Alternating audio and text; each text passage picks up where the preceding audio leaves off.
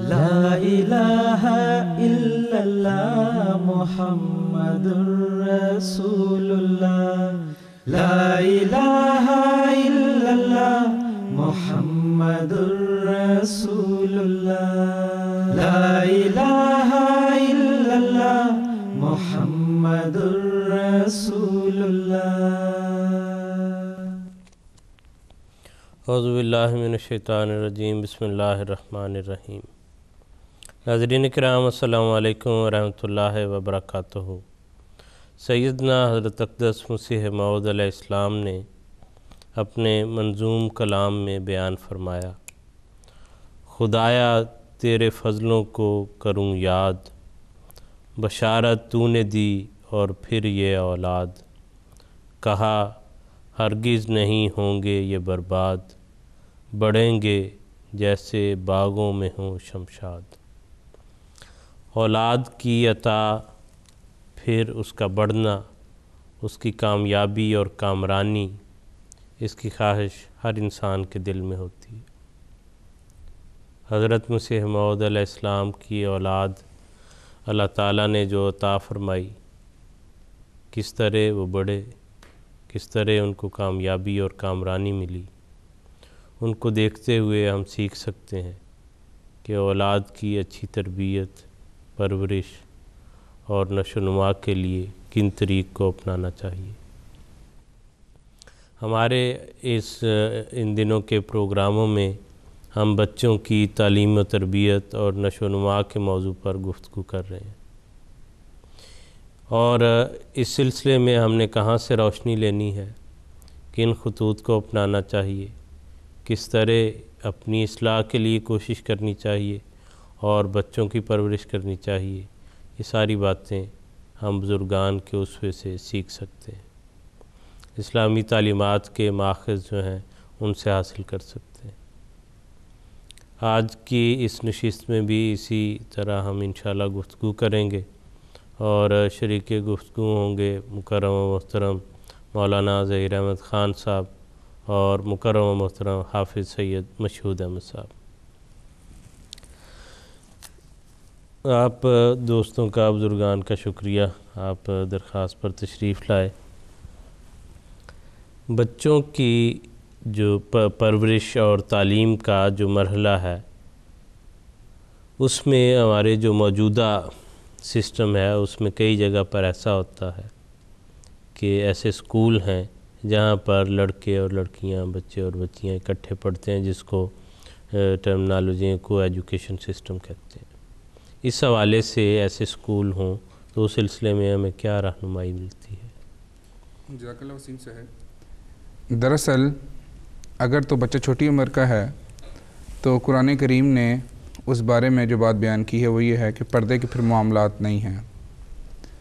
جیسا کہ قرآن کریم کی آیت میں ہے کہ لم یظہروا علی عورات النساء، کہ وہ بچے جو چھوٹی عمر کے ہیں اور جن کو جو عورتوں کی مخصوص باتیں ہیں ان کے بارے میں علم نہیں ہے، تو ان سے پردہ جو ہے وہ نہیں ہے۔ تو اس سے ہمیں رہنمائی ملتی ہے کہ وہ عمر جس میں یہ شعور پیدا ہونے لگ جاتا ہے کہ مرد کیا ہے یا عورت کیا ہے، لڑکا کیا ہے، لڑکی کیا ہے، یہ موقع جو ہیں یہ نازک ہیں۔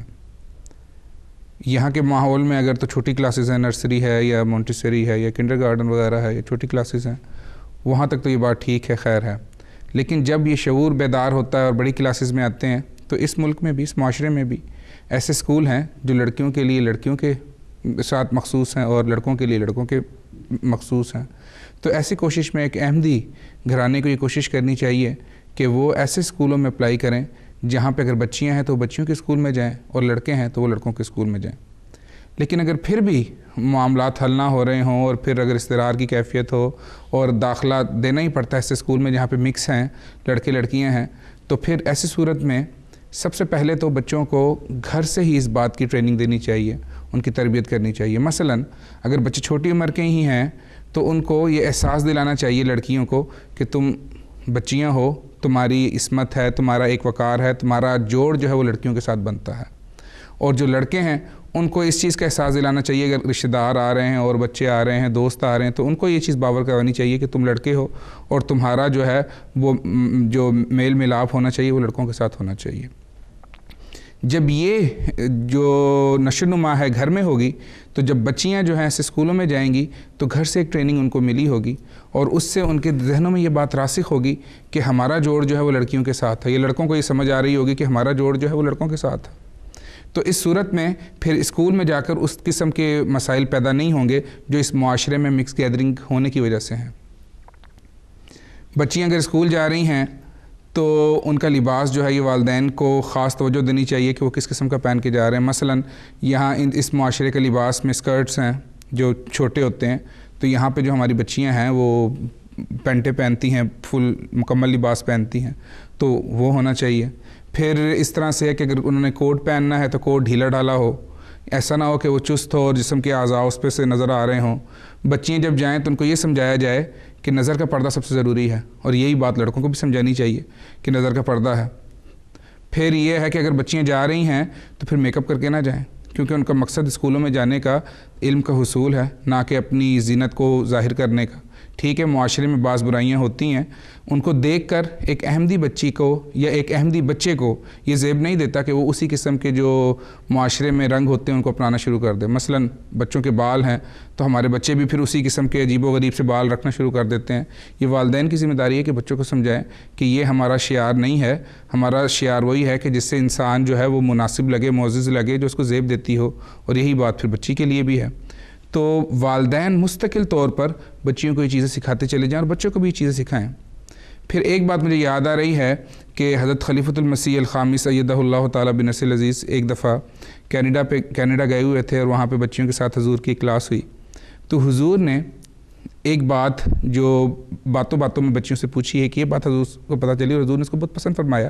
ایک بچی نے کہا کہ حضور میرے اسکول میں یہ برائی ہے کہ اسکارف کو پسند نہیں کیا جاتا، اور بہت زیادہ اس کے اوپر لوگ مجھے برا بھلا بھی کہتے ہیں، جملے بھی کستے ہیں۔ بچی نے کہا کہ لیکن میں نے اپنی عادت ختم نہیں کی، اور کہتے ہیں کہ وہ بچی کہتی ہے کہ میرے ساتھ ایک میری سہیلی تھی، اس کو میرے اسکارف کی عادت پسند تھی، اور پھر جب وہ گئی ہے بازار تو اس نے اپنی والدہ کو کہا کہ مجھے اسکارف لے کے دیں، اور پھر اس نے اسکارف پہننا شروع کر دیا۔ تو بات یہ ہے کہ جو تربیت والدین نے بچوں کو دی ہے اس کے اوپر کمپرومائز نہیں ہوا، اور اس کی اچھی چیز کو دیکھ کر ایک اور بچی کو اس بات کی طرف ترغیب ملی کہ اس نے بھی اسکارف پہنا، اور حضور نے اس بات کو بہت پسند کیا، اور حضور نے کہا کہ تم تو انعام کی مستحق ہو۔ تو وہ معاشرہ جس میں، خاص طور پر یہ جو معاشرہ ہے جس میں اگر والدین توجہ کریں، بچوں کو یہ بات سکھائیں، سمجھائیں، ان کے ذہنوں میں یہ بات راسخ کریں کہ ہمارے اقدار ہیں، کچھ ہماری حدود و قیود ہیں، ہم نے ان کو کراس نہیں کرنا، ہم نے ان کو ختم نہیں کرنا، اس کو رکھنا ہے۔ پھر یہ بھی ہے کہ اس معاشرے میں جب آپ رہ رہے ہوتے ہیں تو پھر اس کا مقصد یہ بھی نہیں ہوتا کہ آپ بالکل معاشرے میں الگ نظر آ رہے ہوں۔ بعض معاملات میں ایسا بھی ہوتا ہے کہ آپ کو بات کرنی پڑ جاتی ہے، بات کرنی ہے تو پھر ایک وقار کے ساتھ، ایک سلیقے کے ساتھ، حدود و قیود میں رہتے ہوئے لڑکوں سے بات بھی ہو سکتی ہے۔ لڑکیاں کر رہی ہیں، اگر لڑکے ہیں ان کو ضرورت پڑ رہی ہے تو پھر وہی نظر کا پردہ کرتے ہوئے یا اپنے نظروں کی حفاظت کرتے ہوئے جو بات کرنی ہے وہ کی جا سکتی ہے، اس میں ممانعت کوئی نہیں ہے۔ حضرت صاحب کی ایک بات مجھے یاد آ رہی ہے جو حضرت خلیفۃ المسیح الخامس ایدہ اللہ تعالیٰ بنصر العزیز نے 3 جولائی 2004 میں جیسے سالانہ کینیڈا کے موقع پر ایک بچی کے حوالے سے کہی، جو ہماری بچیاں اسکولوں میں جاتی ہیں اور اسکولوں میں بعض پابندیاں ہوتی ہیں۔ حضور نے فرمایا اسکولوں اور کالجوں میں بھی لڑکیاں جاتی ہیں، اگر کلاس روم میں پردہ اسکارف لینے کی اجازت نہیں بھی ہے تو کلاس روم سے باہر نکل کر فوراً لینا چاہیے۔ یہ دو عملی نہیں ہے اور نہ ہی یہ منافقت ہے۔ اس سے آپ کے ذہن میں یہ احساس رہے گا کہ میں نے پردہ کرنا ہے، اور آئندہ زندگی میں پھر آپ کو یہ عادت ہو جائے گی، اور اگر چھوڑ دیا جائے تو پھر چھوٹ بڑھتی چلی جائے گی اور پھر کسی بھی وقت پابندی نہیں ہوگی، پھر وہ جو حیا ہے وہ ختم ہو جائے گی۔ تو حیا کا پہلو جو ہے وہ مد نظر رہنا چاہیے، کو ایجوکیشن ہو لڑکوں کے لیے بھی اور لڑکیوں کے لیے بھی۔ ٹھیک ہے صاحب، بہت شکریہ، جزاک اللہ۔ خان صاحب، تعلیم و تربیت میں تربیت کا ایک اہم پہلو، ایک اہم حصہ نماز کی عادت ڈالنا بھی ہے۔ حدیث میں یہ حکم ملتا ہے کہ 7 سال کی عمر سے اس کو کہنا شروع کریں بچے کو، اور اگر نہیں مانتا 10 سال کی عمر کو پہنچ کے اس کو جسمانی تادیب جو ہے وہ بھی کی جا سکتی ہے، یہ کرنی چاہیے۔ دوسری طرح یہ بھی حکم ملتا ہے کہ سختی نہ کی جائے، تو یہ بچے کو مارنے کا حکم نماز پر جو ہے وہ کس وجہ سے ہے؟ بات دراصل یہ ہے کہ جتنی چیز کوئی اہم ہوگی اتنا ہی اس کا مختلف پیرایوں میں مختلف طریق سے اس کی اہمیت اجاگر کی جا رہی ہوگی اور اس کی طرف توجہ دلائی جا رہی ہوگی۔ نماز کے متعلق جب ہم دیکھتے ہیں تو قرآن کریم میں سینکڑوں مرتبہ اس کے قیام کا حکم آیا ہے، اور اسلام کے بنیادی ارکان میں سے یہ ایک رکن ہے، اور جو یہ عبادت ایسی عبادت ہے جس کے ذریعے سے انسان پھر اللہ تعالیٰ اپنی زندگی کے مقصد کو پاتا ہے اور اس کا عبد بنتا ہے۔ اور قرآن کریم فرماتا ہے کہ وَأَقِیمُوا الصَّلَاةَ وَلَا تَکُونُوا مِنَ الْمُشْرِکِینَ، فرمایا کہ نماز قائم کرو، اگر تم نماز قائم نہیں کرو گے تو تم آہستہ آہستہ اس سے دور ہو کے شرک میں مبتلا ہو جاؤ گے۔ احادیث میں اس کی طرف بہت زیادہ توجہ دلائی گئی۔ حضور صلی اللہ علیہ وسلم نے فرمایا کہ قیامت کے دن سب سے پہلی چیز جس کی بابت پوچھا جائے گا وہ نماز ہے۔ اگر یہ درست ہوئی تو کامیابی مل جائے گی، اگر یہ خراب ہوئی تو پھر کامیابی کے کوئی ضمانت نہیں ہے۔ اور اسی طرح فرمایا کہ من ترک الصلاۃ متعمدا فقد کفر، کہ جس نے جان بوجھ کے نماز چھوڑی اس نے گویا خدا تعالیٰ کا انکار کر دیا۔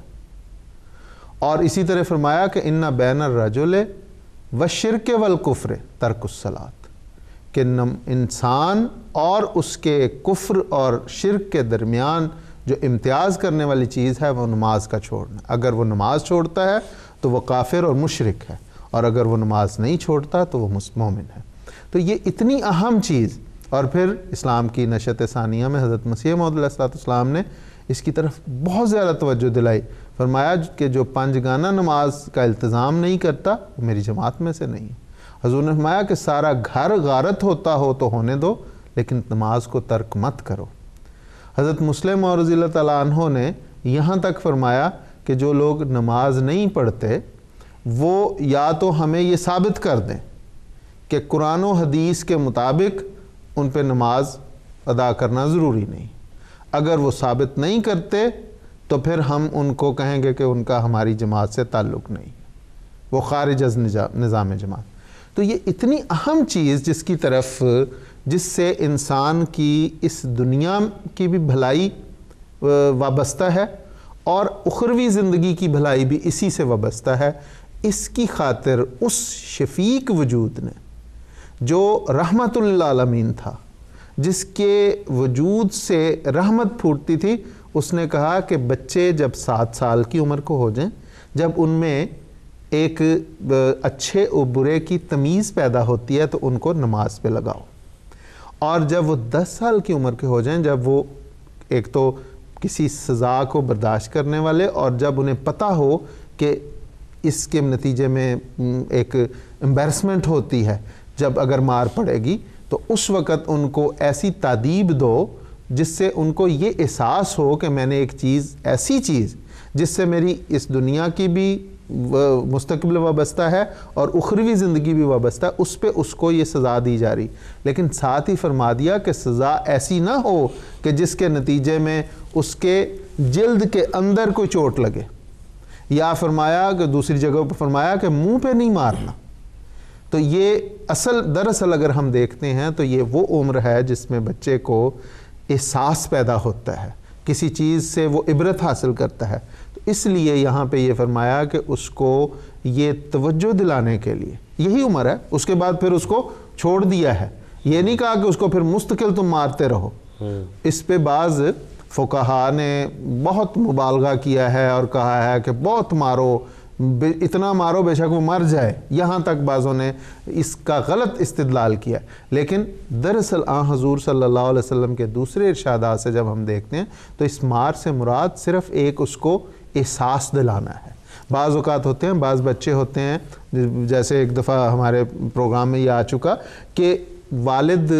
صرف آنکھ اٹھا کے دیکھتا ہے تو انہیں شرم محسوس ہوتی ہے۔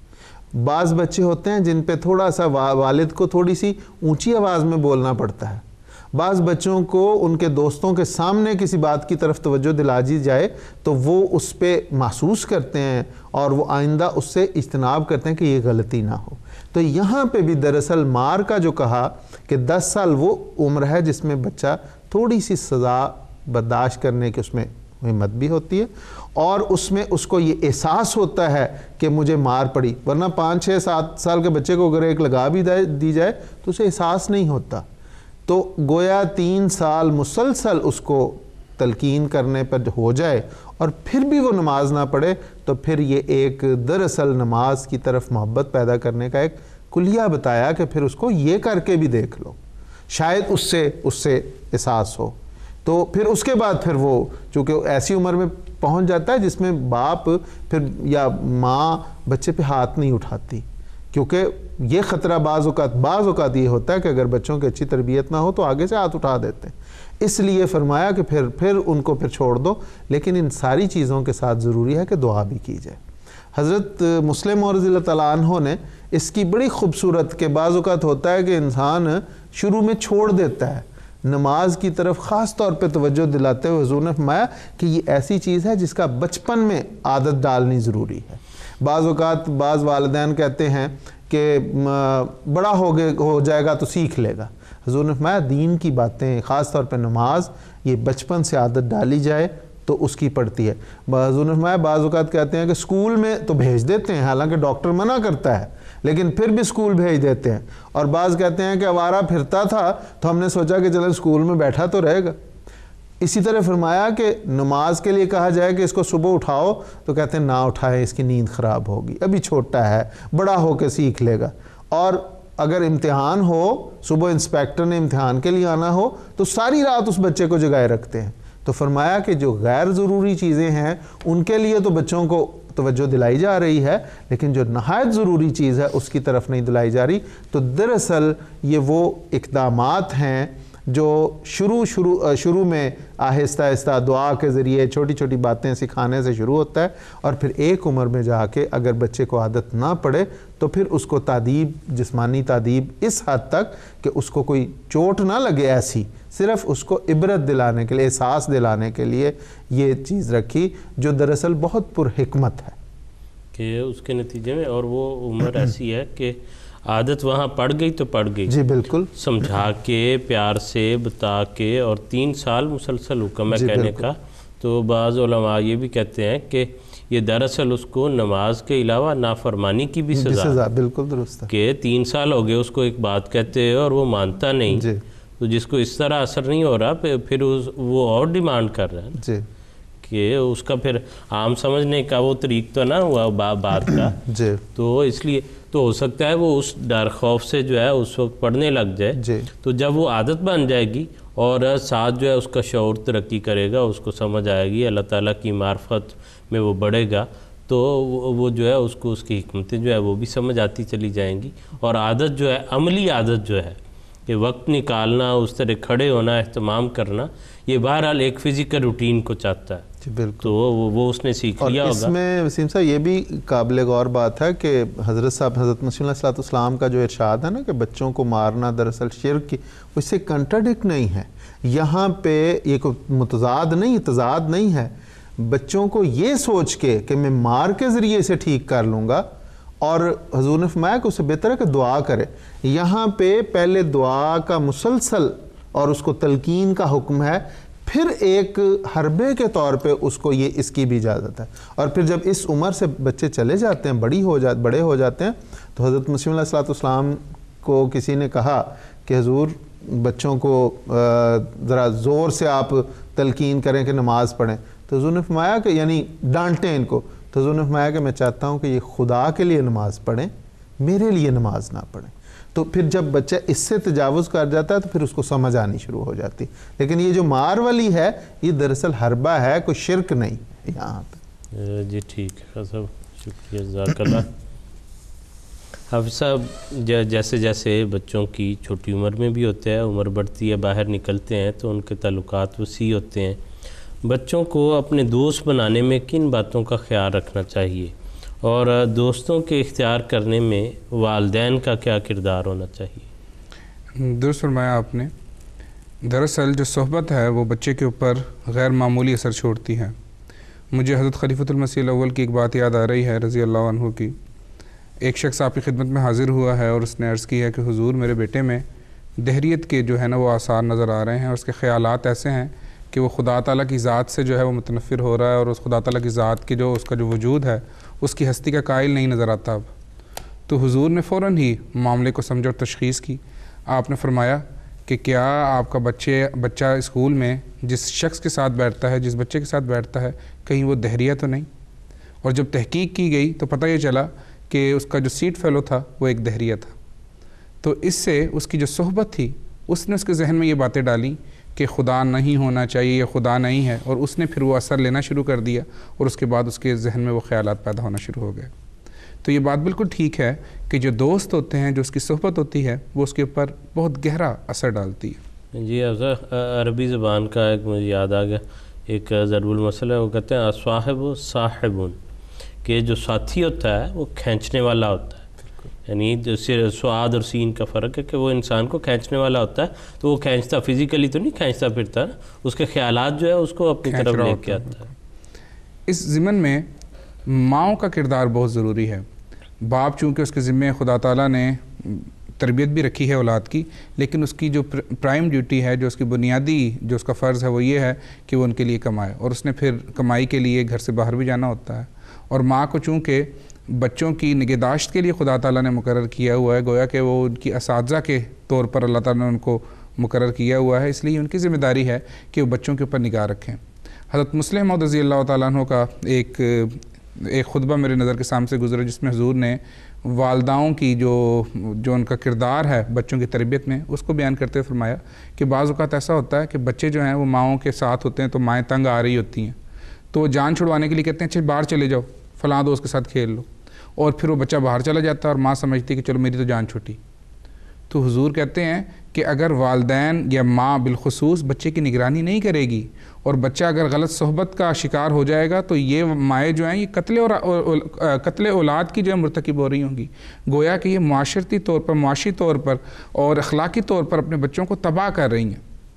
تو یہ بھی حضور نے کہا کہ یہ بھی قتل، اور کوئی ماں یہ نہیں چاہتی کہ اس کا بچہ قتل ہو. تو پھر جو ہے وہ ناسمجھی میں مائیں جو ہیں وہ یہ اقدام کر رہی ہوتی ہیں کہ بچے اس نہج پہ چل پڑتے ہیں. پھر دوستوں کے لیے ایک چیز یہ بھی ہے کہ وہ ظاہر بھی ہوتے ہیں، اور بعض دوست جو ہیں وہ آج کل کا جو ہمارا سوشل میڈیا ہے وہ بھی بنا رہا ہوتا ہے. مثلا سیل فون ہر ایک کے پاس ہے، انٹرنیٹ ہے، اور دیگر جو ایجادات ہیں وہ سب کے پاس ہیں، اور اس پہ پھر وہ بعض ایسے سوشل میڈیا کی چیزیں ہیں، مثلا واٹس ایپ ہے یا فیس بک وغیرہ ہے، اس سے دوستیاں ہو رہی ہوتی ہیں، اور نادانستگی میں اور یہ سمجھ نہیں آ رہی ہوتی کہ جس سے وہ بات کر رہے ہیں وہ لڑکا ہے یا لڑکی ہے، اس کی آئیڈینٹی کیا ہے یا اس کے مقاصد کیا ہیں، وہ اس کے ساتھ دوستی کر بیٹھتے ہیں. بظاہر ایک بچی ہے اگر، تو وہ یہ سمجھ رہی ہے کہ میں جس سے بات کر رہی ہوں وہ بچی ہے، تبلیغ کر رہی ہوں شاید اس کو، اور پھر بھول پن میں آ کے وہ اپنی بعض ایسی تصاویر ہوتی ہیں وہ شیئر کر لیتے ہیں. حضرت خلیفۃ المسیح الخامس سید اللہ تعالیٰ بن نصیر العزیز نے ایک موقع پر فرمایا، اور اسی بات کا ذکر کرتے ہوئے فرمایا کہ پھر اس کا نتیجہ یہ ہوا ہے، اور حضور کہتے ہیں کہ مجھے پتہ چلا ہے کہ پھر لوگوں نے ان تصویروں کو پھر مس یوز کیا ہے، ان کو ٹیمپر کیا ہے، اور پھر وہ بچیاں روتی ہیں، کہتی ہیں کہ ہم نے تو یہ تصویریں کھنچوائی نہیں ہیں، یہ تو ہماری تصاویر نہیں ہیں. تو پھر اس کے جو ہیں وہ لانگ ٹرم پہ نقصانات ہو جاتے ہیں، اس سے ان کے اخلاقیات بھی اور کردار کشی الگ ہو رہی ہوتی ہے. تو یہ بھی ایک قسم ہے جس سے بچے اپنے دوست بنا رہے ہوتے ہیں سوشل میڈیا کو استعمال کرتے ہوئے. تو اس پہ بھی والدین کو چاہیے کہ چیک کریں، خاص نگرانی کریں، اور خاص طور پر بچیوں کے لیے تو بہت ضروری ہے. پھر یہ بات بھی دیکھی گئی ہے کہ اسکول میں بچے جا رہے ہیں، جن کے ساتھ رہتے ہیں وہی دوست بن رہے ہوتے ہیں. اگر والدین بچوں کو جہاں اسکول بھیجنے کے لیے بڑی پابندی کر رہے ہوتے ہیں، اگر ان کو جماعتی پروگرام پہ لانا شروع کر دیں، مثلا جماعتوں میں مختلف جگہوں پر یہ انتظام ہوتا ہے کہ ویکینڈز پر کلاسز لگ رہی ہوتی ہیں، وہاں پر لے کر آئیں، تاکہ بچے جو ہیں اپنے دوست بچے بھی وہی رکھیں جو ان کے ہم خیال ہوں، اور ان کی پریورٹیز بھی وہی ہوں جو ان کی ہیں، یعنی دین کا حصول. پھر اگر ماں باپ جو ہیں بچوں کو مساجد بھیج رہے ہیں، بچے آ رہے ہیں 5 ٹائم مسجد میں آ رہے ہیں، تو جو ان کے ہم خیال بچے ہوں گے، ہم عمر بچے ہوں گے، ان سے دوستی ہو جائے گی. تو ایک نیک بچے کی جو مسجد سے وابستہ ہے، اس کا دوست اگر وہ بچہ بن رہا ہے جو خود نمازی ہے، تو پھر یہ دوستی وہ ہے جو قرآن حکم کے بالکل عین مطابق ہے، کہ اللہ تعالیٰ نے فرمایا کہ لا تتخذوا بطانۃ من دونکم، اگر تم نے اپنے جگری دوست بنانے ہیں تو پھر وہ تمہیں میں سے ہونے چاہیے. وگرنہ اگر کوئی ایسا بچہ ہے جو اس معاشرے میں اگر انگریز ہے اور اس کے چال چلن اچھے نہیں ہیں، وہ اگر پب میں جا رہا ہے یا دوسری تیسری جگہوں پہ جا رہا ہے جو غیر مناسب جگہ ہیں، تو پھر اس کا اثر یہ ہوگا وہ بچہ بھی آہستہ آہستہ اس کے رنگ میں ڈھلنا شروع ہو جائے گا، اور پھر وہ عادات وہ بھی اپنا لے گا. چھوٹی عمر کے بچوں کا ایک فائدہ یہ بھی ہوا کرتا ہے کہ بچے جب بھی کوئی نئی چیز سیکھتے ہیں تو گھر آ کے اس کا اظہار کر دیتے ہیں یا وہ عمل کرنا شروع کر دیتے ہیں، جس سے ماں باپ کو یہ کلو مل سکتا ہے، یہ اشارہ مل سکتا ہے کہ ہمارا بچہ جو ہے وہ باہر سے کوئی نئی چیز سیکھ کے آیا ہے، اس سے اندازہ ہو سکتا ہے کہ اس کے دوست کس قسم کے ہوں گے۔ اگر کوئی اچھی بات ہے تو یہ ایک بہترین سائن ہے والدین کے لیے کہ اس کے بچے اچھے ہیں، لیکن اگر کوئی بری چیز ہے تو اس میں بھی ایک اشارہ ہے کہ جو بچہ ہے وہ اس کی صحبت کسی اچھے بچے کے ساتھ نہیں ہے۔ حضرت مسلم موعود رضی اللہ تعالیٰ عنہ نے ایک موقع پر فرمایا کہ جو بچے ہیں ان کے اوپر بیجا سختی بھی نہیں کرنی چاہیے۔ اگر بچے جو ہیں وہ دوست بنا رہے ہیں تو ان کو دوست بنانے دینا چاہیے، لیکن نگرانی کرنی چاہیے، ان کے اوپر بہت زیادہ سختی نہیں کرنی چاہیے۔ حضور کے الفاظ جو ہیں وہ میں پڑھ دیتا ہوں۔ حضور نے یہ جو پوائنٹ ہے اس کو بڑا بہترین رنگ میں بیان کیا ہے۔ حضور فرماتے ہیں پہلا طریق وسطی اور میانہ روی ہے، نہ تو بچے پر اتنی سختی کی جائے کہ اسے دوسرے بچوں سے ملنے کا موقع ہی نہ دیا جائے، اور نہ اتنی نرمی کی جائے کہ خواہ وہ کچھ کرتا پھرے اس کی نگرانی نہ کی جائے۔ اگر اسے دوسرے بچوں کے ساتھ کھیلنے کودنے سے روک دیا جائے گا تو اس سے اس کے اخلاق درست نہیں ہو سکیں گے۔ میں نے دیکھا ہے کہ جن بچوں کی ہمیشہ سختی کے ساتھ نگہداشت کی جاتی ہے وہ بہت کمزور ہوتے ہیں، اور وہ اگر نیکی بھی کرتے ہیں تو عادت کے ماتحت، نہ کہ بدی کے مقابلے کی طاقت کی وجہ سے۔ یہی وجہ ہے کہ بدی کے پیش ہونے پر بہت جلد اس میں مبتلا ہو جاتے ہیں۔ اسی طرح جن کو بالکل آزاد چھوڑ دیا جاتا ہے اور کسی قسم کی نگرانی نہیں کی جاتی، ان کی مثال ان بھیڑوں کی ہے جنہیں بھیڑیوں کے آگے چھوڑ دیا جاتا ہے۔ اگر وہ بد اخلاقی سے بچے رہیں یا ان کی کسی طرح اصلاح ہو جائے تو اس میں ان کے ماں باپ کا کوئی حصہ نہیں ہوتا، لیکن اگر وہ تباہ ہو جائیں اور ان کے اخلاق برباد ہو جائیں تو اس کے ذمہ دار ماں باپ ہوتے ہیں۔ تو یہ حضور نے